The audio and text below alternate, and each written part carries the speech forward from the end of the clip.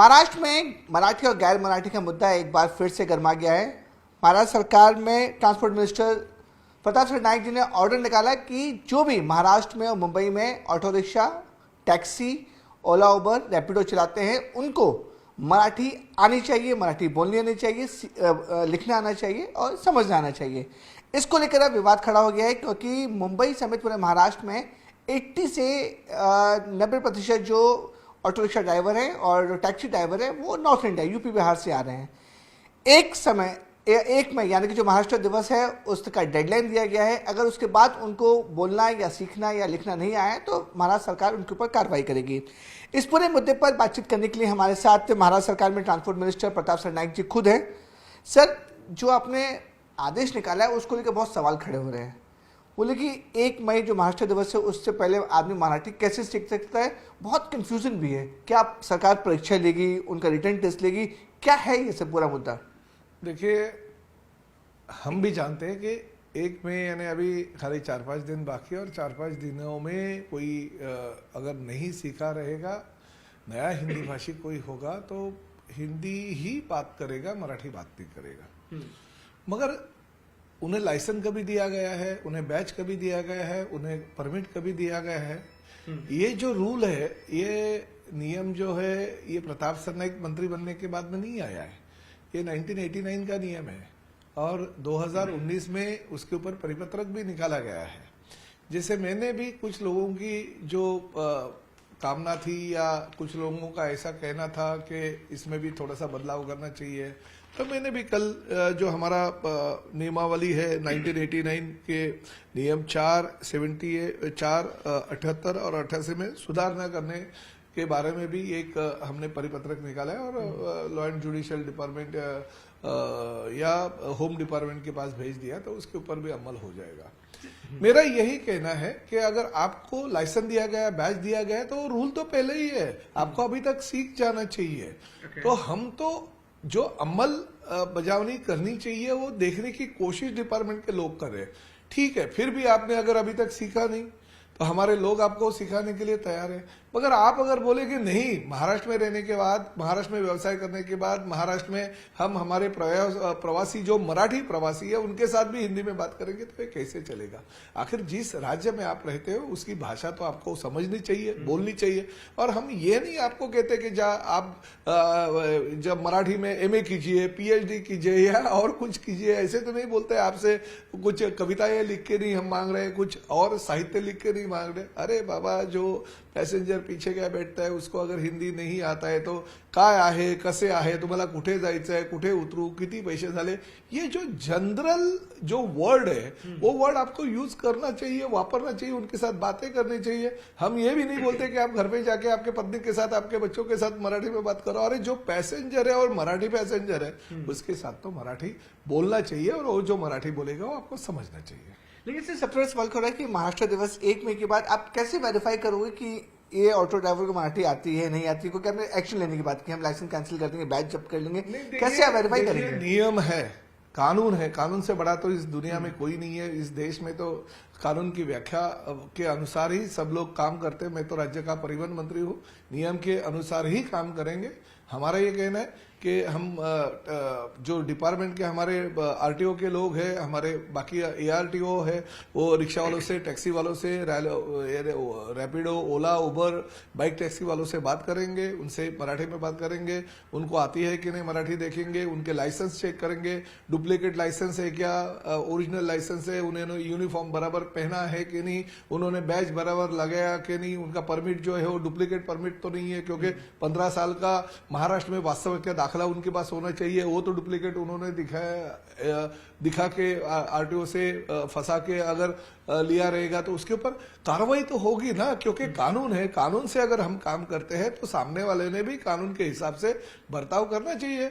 हम देखेंगे जो रूल में लिखा है वो रूल के अनुसार वो कामकाज चल रहा है कि नहीं, हम देखेंगे। लेकिन सर, इससे अब राजनीति भी शुरू हो गई, एमएनएस पीस में अब एंट्री हो गई। एमएनएस का हिसाब से कहना है कि महाराष्ट्र सरकार ने अच्छा फैसला लिया है, लेकिन लॉ एंड ऑर्डर इशू को लेकर कहा है कि अगर कोई भी नॉर्थ गैर मराठी अगर ऑब्जेक्ट करेगा या लॉ एंड ऑर्डर इशू करेगा तो हम उनको सड़कों पर पीटेंगे, ये अमित ठाकरे ने कहा है। नहीं, देखिए, ये तो गलत है, ये ऐसे नहीं होना चाहिए। कानून सबको लागू होता है। अगर गैर तरीके से अगर कोई कानून हाथ में लेगा तो उनके ऊपर राज्य शासन कार्रवाई करेगा ही। राजनीति का मुद्दा उठाते हुए कोई अगर ऐसे मारझोड़ करेगा या कोई गलत तरीके से बर्ताव करेगा तो वो तो गलत है, उनको वो नहीं करना चाहिए। तो हमारा होम डिपार्टमेंट है, होम डिपार्टमेंट उसके ऊपर कार्रवाई जरूर करेंगे। मगर हमारा डिपार्टमेंट है, ये जो रिक्शा वाले, टैक्सी वाले हैं या रैपिडो, ओला, उबर वाले हैं, वो कानूनन उनके पास डॉक्यूमेंट्स है कि नहीं, कानून के हिसाब से वो गाड़ियां चलाते कि नहीं, कानून के हिसाब से उनको मराठी समझता है कि नहीं, मराठी आता है कि नहीं, इसकी जानकारी तो हमारा जो हक बनता है वो तो डिपार्टमेंट हम करेंगे। नहीं तो कोई भी कुछ भी करे, कहीं पे भी गाड़ी लगाए, कोई भी डुप्लीकेट डॉक्यूमेंट्स देके अगर हमारे से लाइसेंस बैच ले तो उसके ऊपर तो कार्रवाई जरूर होगी। और एक बात ये भी बोल देता है, जैसे रिक्शा वालों के ऊपर, टैक्सी वालों के ऊपर अगर गलत तरीके से अगर उन्होंने हमारे से अगर कुछ परवाना लिया रहेगा, उनके ऊपर जैसे कार्रवाई होगी, तो डुप्लीकेट है ये मालूम होने के बावजूद भी उनको जिन्होंने परमिट और लाइसेंस और बैच दिए, वो आरटीओ के अधिकारियों के ऊपर भी कार्रवाई होगी। लेकिन इस पूरे मुद्दे पर एमएनएस तो सपोर्ट किया, लेकिन आप ही के पार्टी के नेता संजय निरुपम खुलकर सामने आ रहे हैं, खुलकर बगावत कर रहे हैं कि ये जो फरमान है आप वापस लीजिए या तो सुधार कीजिए, नहीं तो वो सड़कों पर उतरेंगे। इतनी जो गैर मराठी जो ऑटो रिक्शा, जो टैक्सी ड्राइवर इतने सालों से यहाँ चलाते आ रहे हैं, उसको लेकर वो बिल्कुल शांत नहीं बैठेंगे। ये संजय निरुपम आप ही हमारे पार्टी के ज्येष्ठ नेता है, सीनियर नेता है, उत्तर भारतीय और बिहारी लोगों में वो बहुत ही पॉपुलर नेता है। और ऐसे नेता को अपने कम्युनिटी के लिए, अपने राज्य के जो बेचारे गरीब लोग हैं उनके लिए रास्ते पे उतरना पड़ेगा, तो वो उनकी जिम्मेदारी बनती है। मगर आप अपनी सरकार और अपनी मंत्री के एक बात उसमें आप ध्यान दीजिए, उन्होंने जो लेटर दिया, उन्होंने कहीं पे भी ऐसा नहीं बोला कि हम मराठी का अनादर करते हैं। उन्होंने कहा महाराष्ट्र में अगर रहना है, महाराष्ट्र में अगर व्यवसाय करना है तो मराठी बोलना होगा, मराठी समझना होगा। और संजय निरुपम भी बहुत अच्छी तरह से मराठी भाषा बोलते हैं। तो मेरा यही, उन्होंने जो लेटर दिया उसमें यही कहा है कि हमें मोहलत मिलनी चाहिए। हमें ऐसे नहीं है कि चलो 1 तारीख से आया तो 2 तारीख से हमारा जो लाइसेंस है या बैच है वो कैंसिल करना चाहिए, ऐसा उनका कहना है। तो हम आइए ना, 28 तारीख को मैंने बैठक बुलाया, बहुत बड़े बड़े नेताओं को उसमें आमंत्रित किया, रिक्शा संगठन, टैक्सी संगठनों के नेताओं को जो विरोध कर रहे हैं उनको बुलाया। वो अगर हमसे कुछ मांगेंगे तो जरूर देंगे। हमें महायुति सरकार है, देने के लिए बैठी है, किसी की रोजगार छीनने के लिए नहीं। और एक बात आपके सामने क्लियर मैं बोल देता हूं, हम कानून और कानून व्यवस्था बराबर चल रही है कि नहीं ये देखेंगे मंत्री के तौर पे। हम किसी का रोजगार बंद नहीं करेंगे, किसी के रोजगार के ऊपर गदा नहीं आने देंगे, वो खत्म नहीं करेंगे। हम तो रोजगार बनाने वाले लोग हैं, इसलिए इतने सारे हिंदी भाषी राज्य के लोग हमारे पास आते हैं। हम और व्यवसाय बढ़ा रहे हैं। ये इस राज्य में हम देश में 1 नंबर का क्रमांक का राज्य बनाने की कोशिश हम कर रहे हैं, हमारी सरकार कर रहे हैं, देवेंद्र जी कर रहे हैं, हमारे एकनाथ शिंदे साहब कर रहे हैं। तो हम ये नौकरियां बढ़ाने की सोच रहे हैं, हम कम करने की नहीं, किसी के रोजी रोटी के ऊपर पाने। जो लोग डरे हुए हैं, आप उनको क्या मैसेज देते हो? जो डरिए मत। सिर्फ एक मैं कहना चाहता हूं कि मराठी आपको सीखनी होगी, मराठी बोलनी होगी, मराठी का आदर करना होगा। और मराठी का अगर अनादर करेंगे तो हमारे पास भी कानून है।